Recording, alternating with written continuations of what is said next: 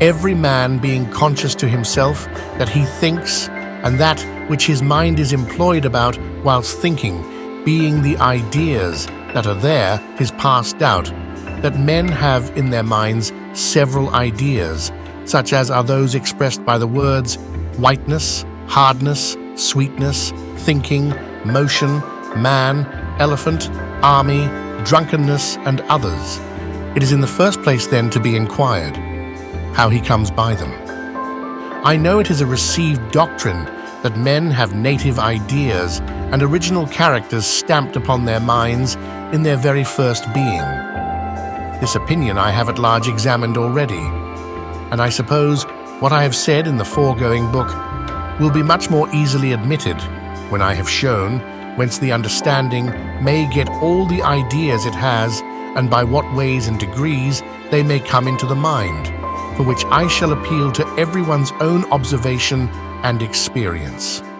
Let us then suppose the mind to be, as we say, white paper, void of all characters, without any ideas. How comes it to be furnished?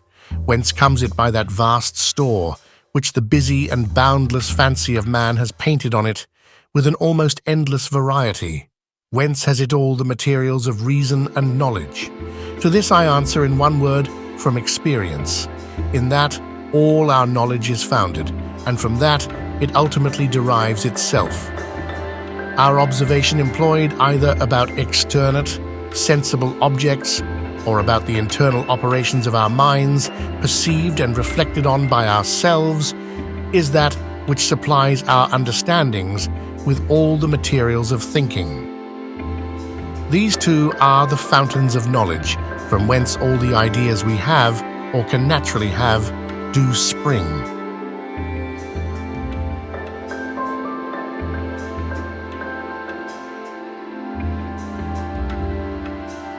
Does something called an innate idea exist in humans?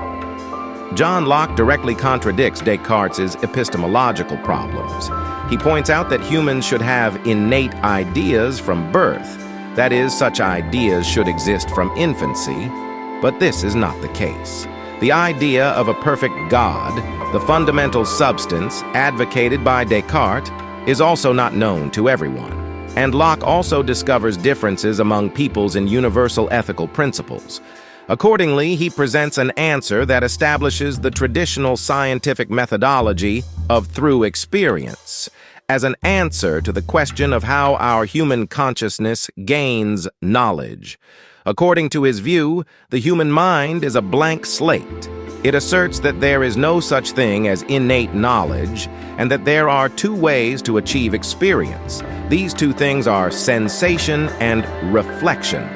Sensing and reflection refer to obtaining sensory information from the external world and examining how it becomes knowledge through self-reflection of understanding. However, Locke's view soon runs into limitations.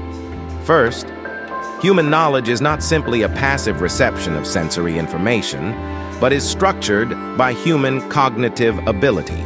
Second, humans can clearly come up with ideas such as substance and essence, but there is no explanation for this, and finally, it does not provide a sufficient explanation for acquiring knowledge that is not through the senses.